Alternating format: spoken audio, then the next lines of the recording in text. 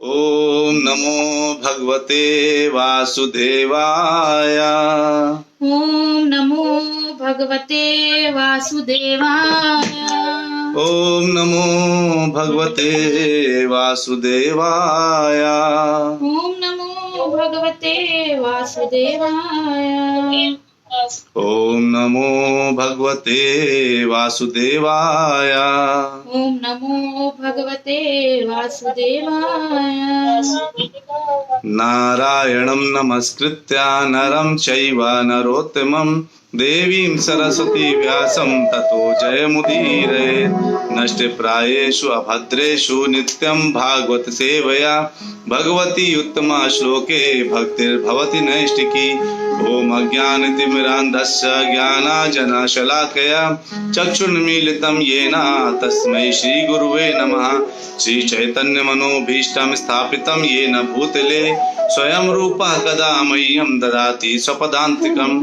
वन्देऽहं श्रीगुरु श्रीयुतापतिकमलं श्रीगुरून् वैष्णवांश्च श्रीरूपं सागरजातं सहगण रघुनाथान्वितं तं सजीवं साद्वैतं सावधूतं परिजनसहितं कृष्ण चैतन्य देवं श्री राधा कृष्ण पादान सहगण ललिता श्री विशाखान्वितांश्च।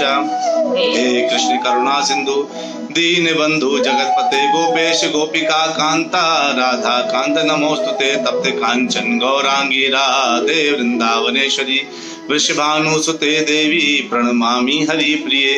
वाञ्छाकल्पतरुभ्यश्च कृपा सिन्धुभ्येव च पतितानां पावनेभ्यो वैष्णवेभ्यो नमो नमः। जय श्री कृष्ण चैतन्य प्रभु नित्यानंदा श्री अद्वैत गदाधर शिवास आदि गौर भक्तवृंदा। हरे कृष्णा कृष्ण कृष्ण हरे हरे हरे राम राम राम हरे हरे। हरे कृष्णा कृष्ण कृष्ण हरे हरे हरे राम राम राम हरे हरे। हरे कृष्णा कृष्ण कृष्ण हरे हरे हरे राम राम राम हरे हरे।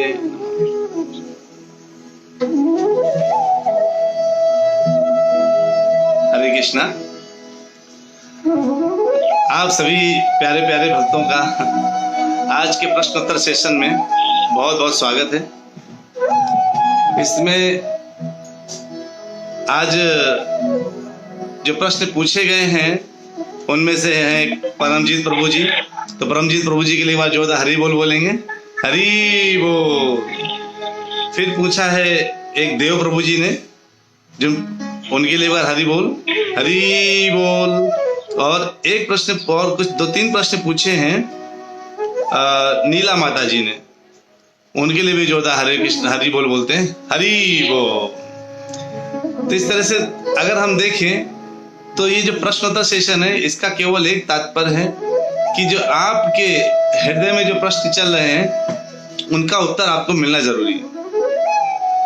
तो जैसे मैं सबसे पहले परमजीत प्रभु जी के उत्तर दूंगा, क्योंकि हमारे प्रभु जी बिल्कुल रेगुलर आते हैं, सुनते हैं और अच्छे अच्छे प्रश्न पूछ करके सबको बहुत अच्छा ज्ञान दिलाने की कोशिश करते हैं। तो प्रभु जी आप बहुत अच्छे ढंग से आप सुन रहे हैं, इसके लिए हम आपके बहुत आभारी हैं। आप बहुत अच्छे सुनते हैं और इसको जो है आप प्रचार प्रसार भी कर रहे हैं, तो आप कृष्ण के लिए बहुत उत्तम कार्य कर रहे हैं। इस कार्य के बराबर कोई दूसरा कार्य नहीं है। तो परमजीत प्रभु जी का पहला जो प्रश्न है कि अपने मन को बस में कैसे करें। तो परमजीत प्रभु जी मैं आपको जो है बताना चाहता हूं कि आपके मन का जो है प्रश्न है, यही प्रश्न अर्जुन ने पूछा था। किससे पूछा था? भगवान कृष्ण से पूछा था। तो कहते हैं भगवान कृष्ण से अर्जुन, मैं आपको सीधे श्लोक बता देता हूं। भगवत गीता में अगर आप 6.34 श्लोक देखें, 6.34, जिनके हाथ में भगवत गीता है वो ओपन कर सकते हैं। और 6.34 में क्या पूछा था अर्जुन ने कि उसके पहले मैं आपको 6.33 भी पढ़ देता हूं ताकि आपको आइडिया लग जाए। अर्जुन क्या बोलते हैं? योयम योगत्वया प्रोक्तः साम्येन मधुसूदन एतस्याहं न पश्यामि चंचलत्वा स्थितिं स्तराम। कहते हैं अर्जुन, हे मधुसूदन, आप तो नाना प्रकार की योग पद्धतियां बता रहे हैं हमें, और इन पद्धतियों के बाद लेकिन आप सोचिए अगर हम योगा करने बैठते हैं तो ये तो बहुत संभव नहीं है। मेरा मन तो इतना चंचल है, कहते हैं चंचलत्वा स्थितिम, ये चंचल मन है, अस्थिर है, ये टिक नहीं पा रहा। मैं ध्यान लगा लेता हूँ हरे कृष्णा और मन भाग जाता है कि मेरे जॉब में क्या चल रहा है, मुझे कहाँ कहाँ पे लोन चुकाना है। तो अर्जुन जो है कहते हैं कि आप योग की बात कर रहे हो, योग कैसे संभव है कृष्ण? और फिर कहते हैं कि आप समझ नहीं पा रहे हैं कैसे। चंचलम ही मनः कृष्णा प्रमाति बलवर्धनम, यानी कि बलवत दृढ़म, यानी बलवत दृढ़म को संस्कृत में एक बार बोला गया तो बलवदृढ़म यानी बलवत दृढ़म। ये चंचलम ही मनः कृष्णा प्रमाति बलवत दृढ़म तस्य अहम निग्रहम मन्ये वायो ई सुदुष्कर्मा। कहते हैं कि जो है 6.34 श्लोक में है, यह श्लोक है कि हे कृष्ण, चूंकि मन चंचल है, उत्संखल, हठीला तथा अत्यंत बलवान है। क्या क्या है? सबसे पहले मन चंचल है यानी अस्थिर है, उत्संखल है। अब अर्जुन कौन है पता है? गुड़ाकेश, जिन्होंने अपनी इंद्रियों और नींद में कंट्रोल कर रखा है, वो अर्जुन है।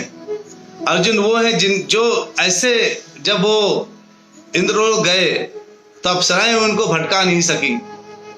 वो है अर्जुन जो बोले मेरा मन उत्संखल है और चंचल है। तो सोचिए हमारे बारे में सोचिए, है ना? अगर हम ये बोले कि मेरा मन जो है बिल्कुल शांत है, तो आपका प्रश्न बिल्कुल सही है परमजीत प्रभु, मैं बहुत खुश हूं आपके प्रश्न को देख करके।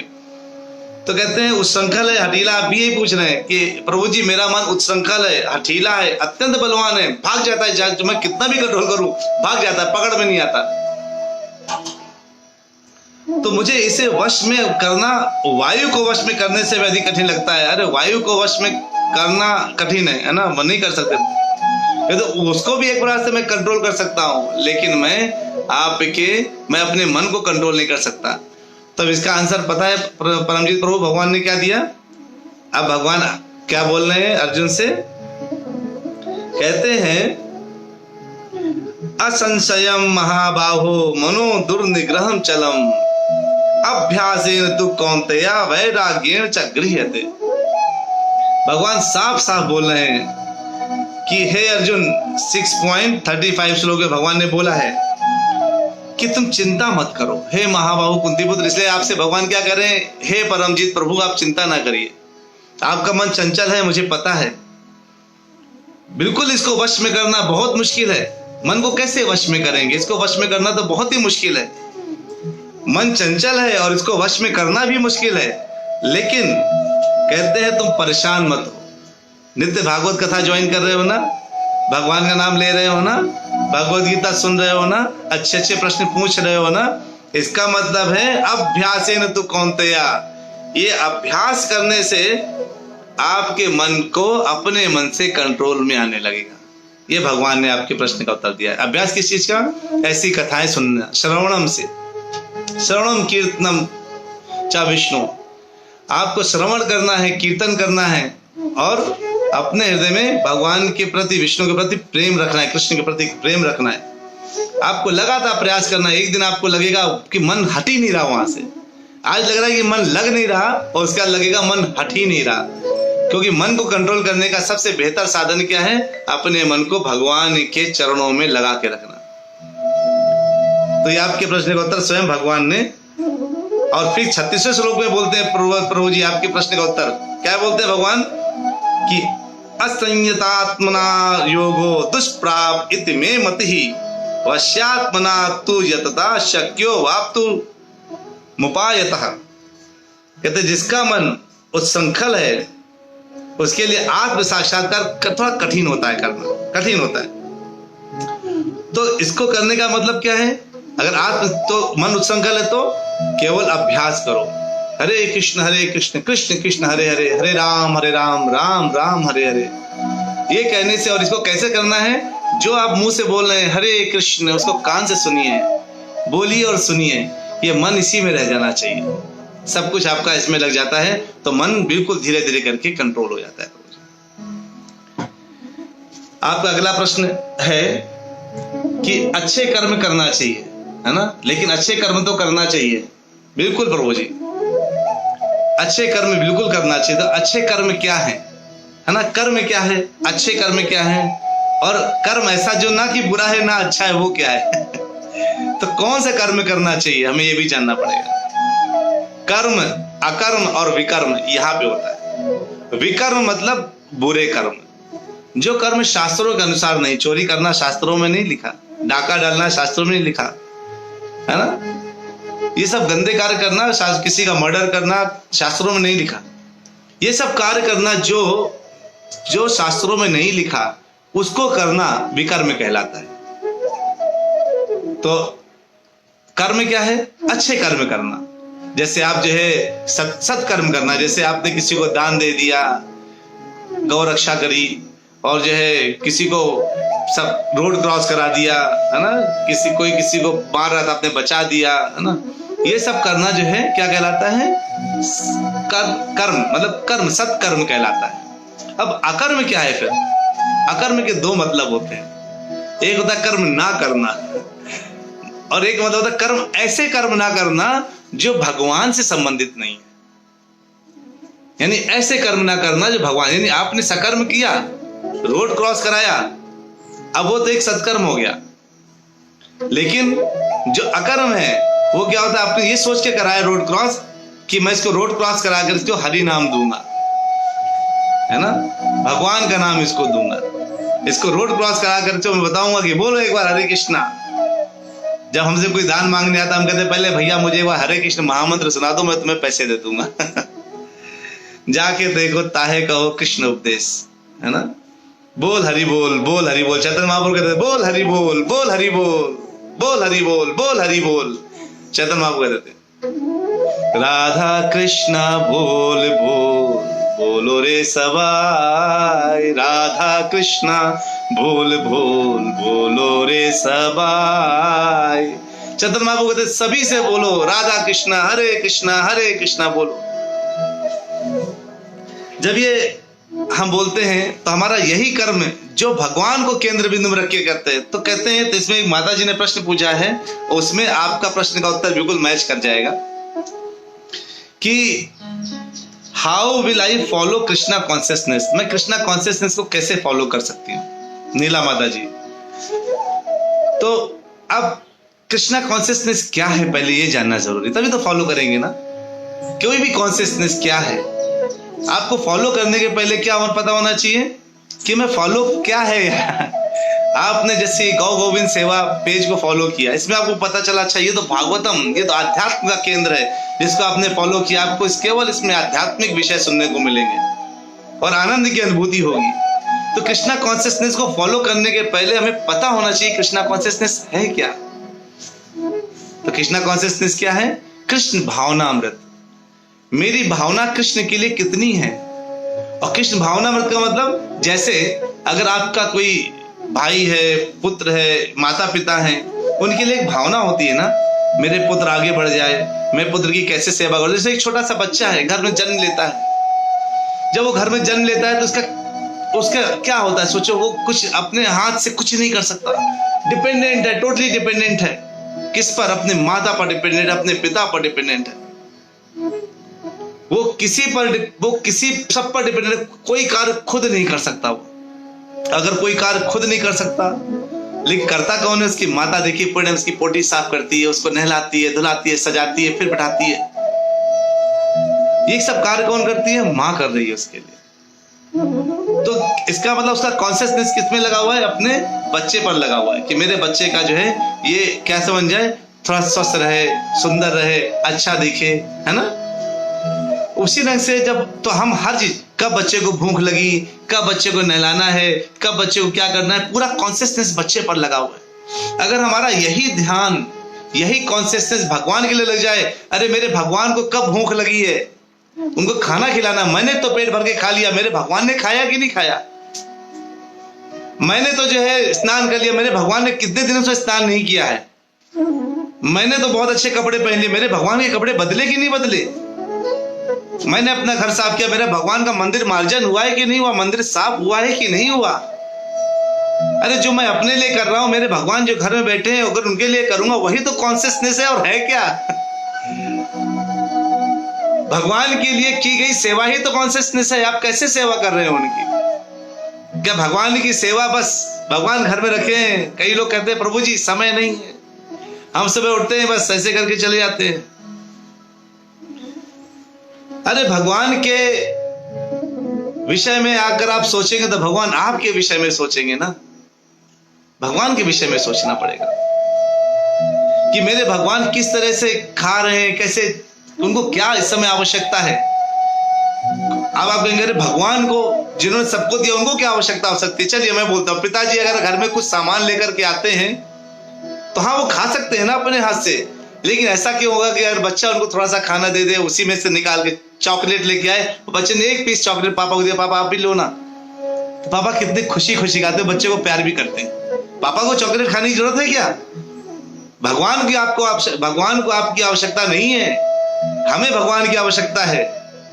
तब भी भगवान कहते हैं तुम मुझे भूले हो लेकिन मैं तुमको नहीं भूला, क्योंकि तुम मेरे पुत्र हो। पिता अपने पुत्र को नहीं भूलता, लेकिन हाँ जो पुत्र पिता की सेवा करता है, भगवान पिता उस पुत्र को ज्यादा प्यार करता है। यह सच्चाई है। जो पुत्र, जो भक्त भगवान की सेवा में लगा रहेगा, भगवान को खिला करके खाएगा, भगवान को सुला करके सोएगा, भगवान को जगा करके नहला धुला करके उनको तैयार करके उनकी मंगल आरती करके सोएगा, वो मंगल आरती करके उनकी प्रार्थना करेगा, पूजा करेगा, उनको प्रणाम करेगा, केवल वही व्यक्ति भगवान के प्रिय हो जाते हैं। तो अब इस तरह से हम कृष्णा कॉन्शियसनेस में जा सकते हैं। तो जो है नीला माता जी, आपके इस प्रश्न का उत्तर दिया मैंने। अगर आपको जरा सा लगे कि कुछ और सुनना है तो आप प्लीज नोट कर दीजिए, बता दीजिएगा। आपका अगला प्रश्न था, is there really all answers in Bhagavad Gita? क्या जीवन के सारे प्रश्नों के उत्तर भगवत गीता में दिए गए हैं? यस, दिए गए हैं।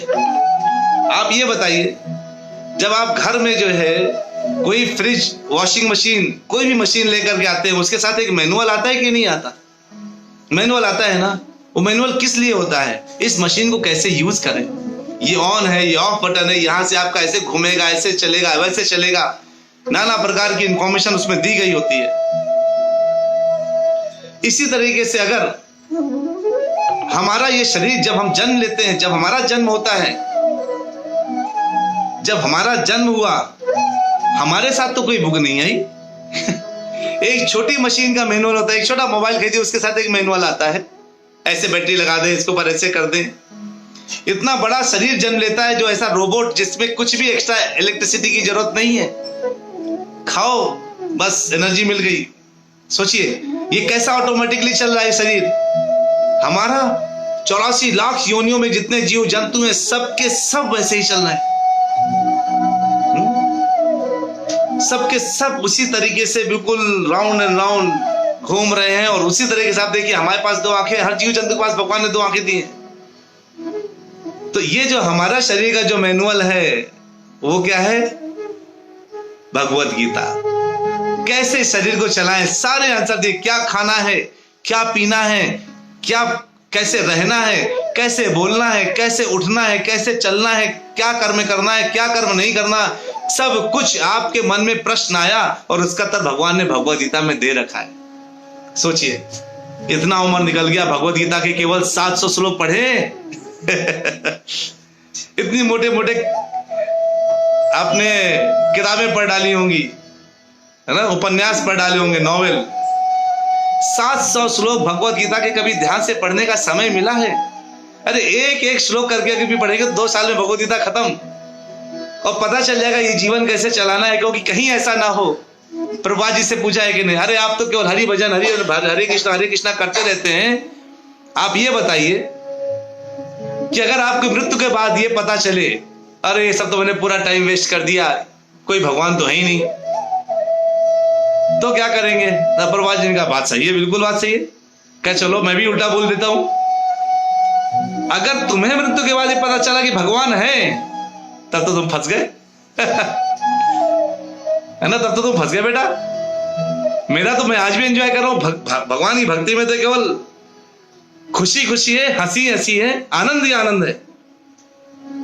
लेकिन तुम जो आज कर रहे हो, गर्दभ की तरह मेहनत करते हो दिन रात बैठ करके, और कल को तुम्हें पता चला भगवान है और तुमने पूरे जीवन नहीं किया, तब तो तुम फंस गए। फिर लो 84 लाख में फिर से कुकुर बन गया हो, शुकर बन गया हो, नाना प्रकार के जीव जंतु बन गया हो, और लपेटे में गोल गोल गोल गोल पूरा घूमते रहो घूमते रहो।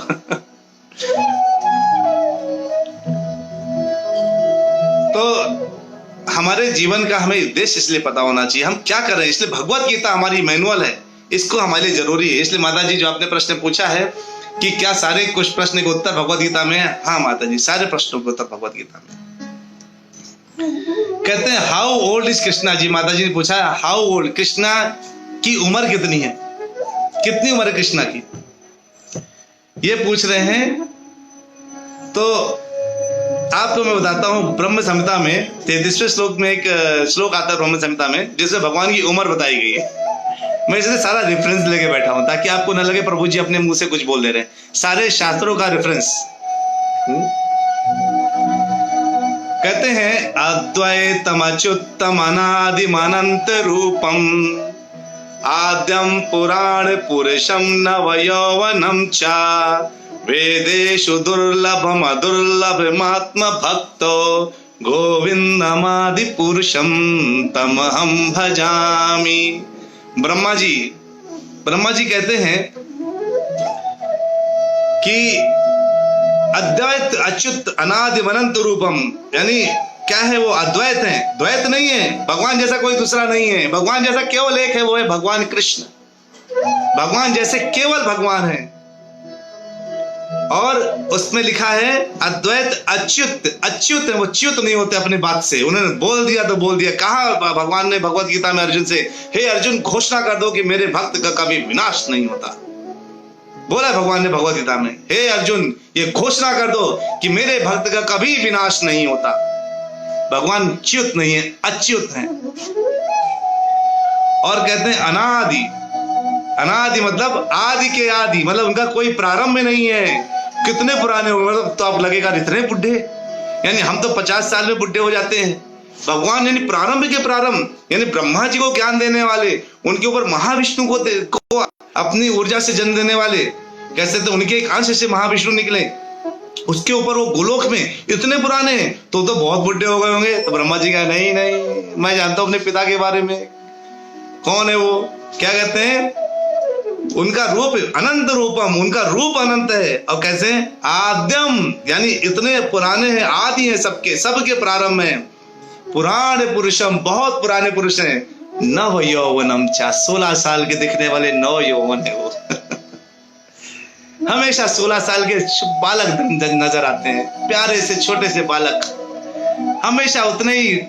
भगवान के हाथ ऐसे, अगर जरा सा अगर दब जाए, हाथ से लगा जाए, ऐसे अगर हाथ हो जाए ऐसे, तो बिल्कुल यहाँ लाल हो जाए, ऐसा हाथ भगवान का, इतने कोमल, इतने सुकोमल।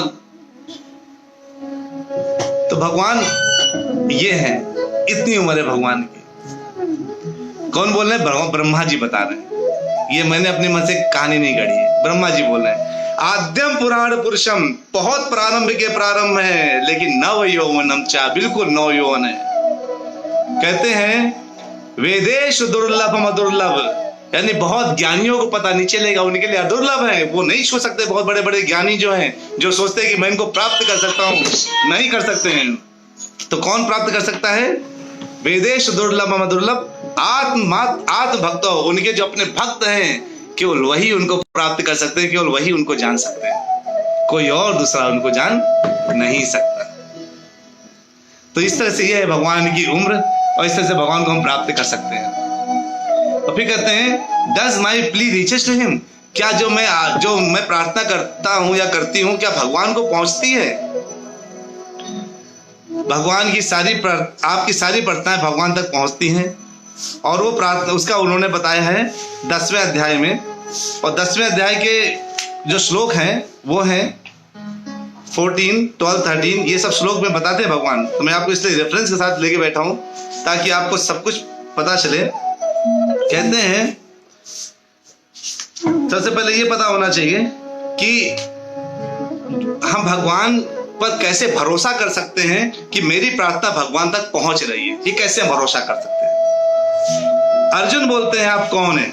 यही बात जो ब्रह्मा जी ने बोला ना, अर्जुन बोलते हैं परम ब्रह्म परम ज्ञाधाम पवित्रम परमं भवान पुरुषम शाश्वतम दिव्यम आदिदेवम अजम विभु आहुस्त्वामृषेः सर्वे देवर्षि नारदस्तथा असितो देवलो व्यासः स्वयं चैव ब्रवीषि मे 10.12 and 13 श्लोक।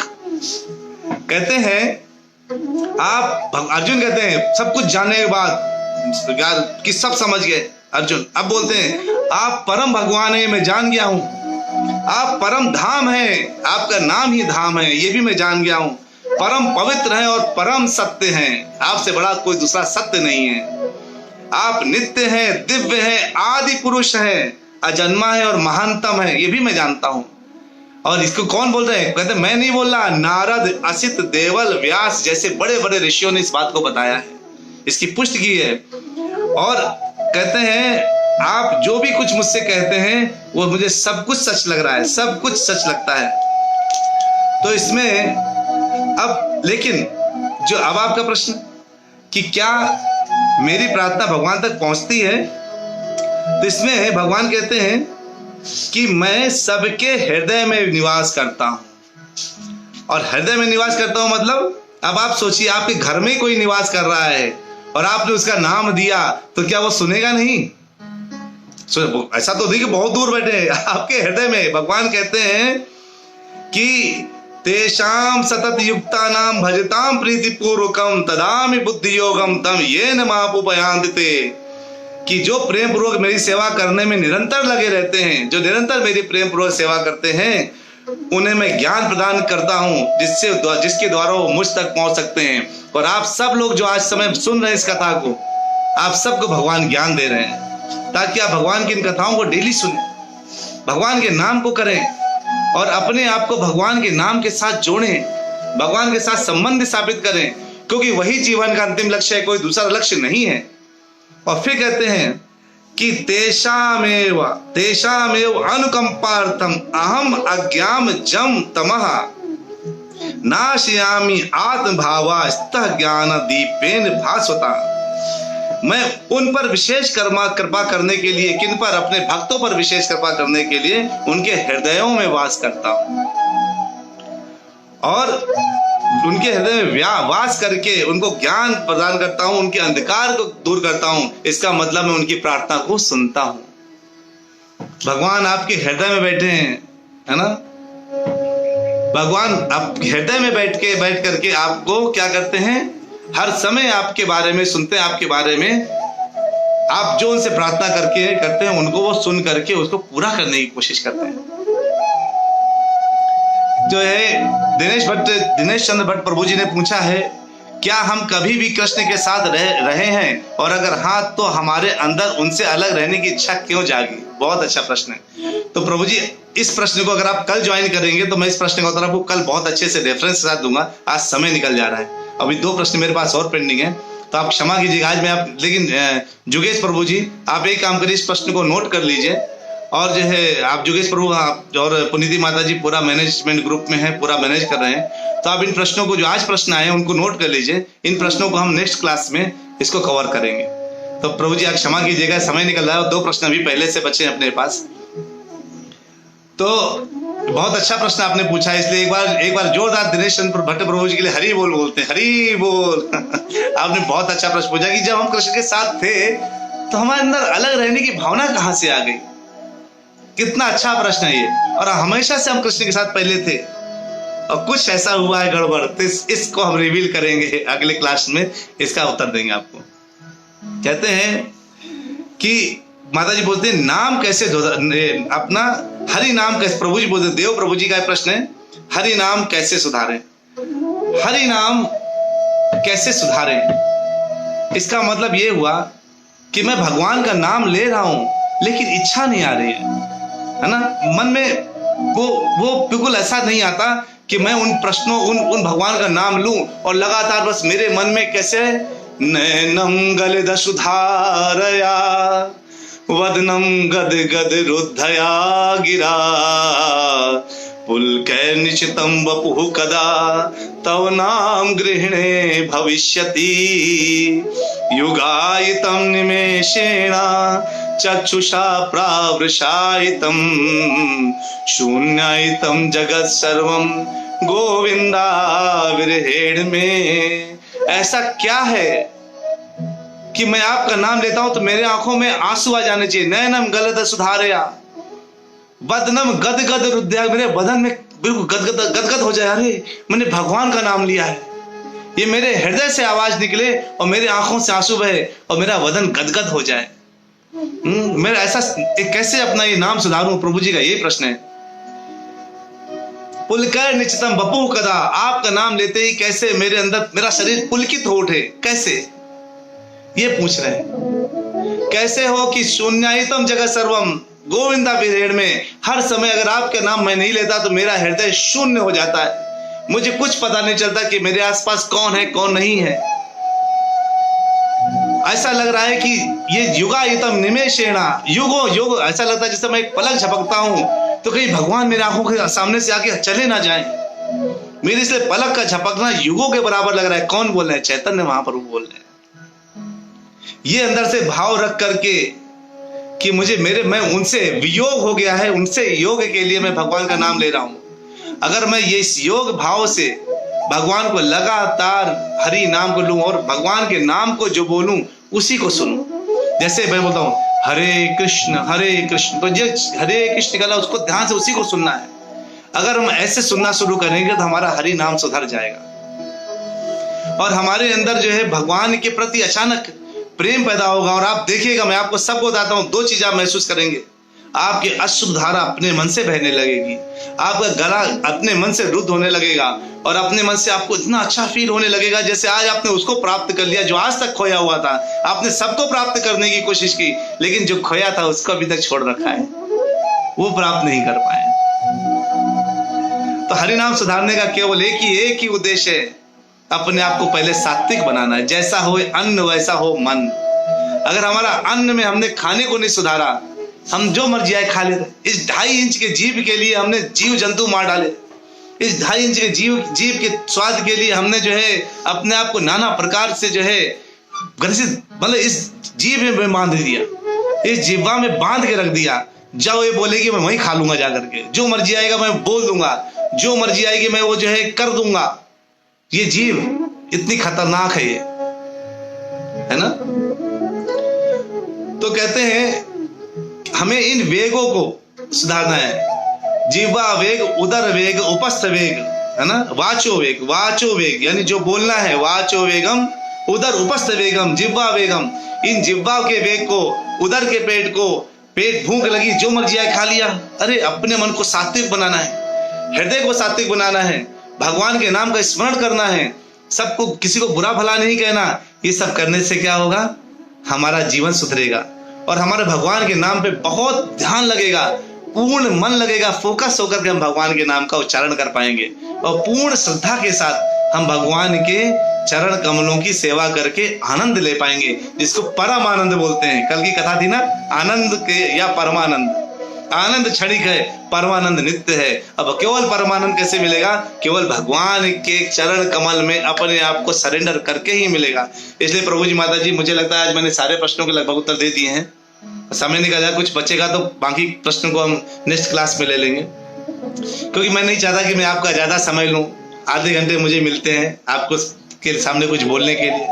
अगर मेरी कोई बात आप लोग बुरी लगी तो मुझे जरूर क्षमा कीजिएगा, क्योंकि मैं शास्त्रों के निमित्त सारी बातें, मेरे पास इतनी क्षमता नहीं कि मैं आपको सब कुछ बोल सकूं। मैं तो अपने गुरु की बात और भगवान की बात को आपके सामने एज इट इज प्रेजेंट करने की कोशिश करता हूं। बहुत बहुत धन्यवाद आप सब लोग ज्वाइन किए। जो फेसबुक में आए हैं उनके लिए, उनको भी बहुत बहुत धन्यवाद और बहुत बहुत प्रणाम। और जो स्काइप में है उनको भी बहुत बहुत धन्यवाद। आप सब लोग जो है जुड़ करके जो है इस नाम प्रचार को जोरदार तरीके से आगे तक फैलाना है, ये हमारे जीवन का लक्ष्य होना चाहिए। अगर कोई प्रश्न है तो कृपया इसमें डालिएगा, उन प्रश्नों को उत्तर जरूर लेंगे हम अपनी नेक्स्ट क्लासेस में। तो आज के लिए जैसा भी आपको कथा लगी हो, कुछ बुरा लगा हो, भला आप लिख दीजिएगा कमेंट में, मैं सुधारने की कोशिश करूंगा। एक बार जोरदार हरे कृष्ण महामंत्र के साथ अल्प विराम लेते हैं।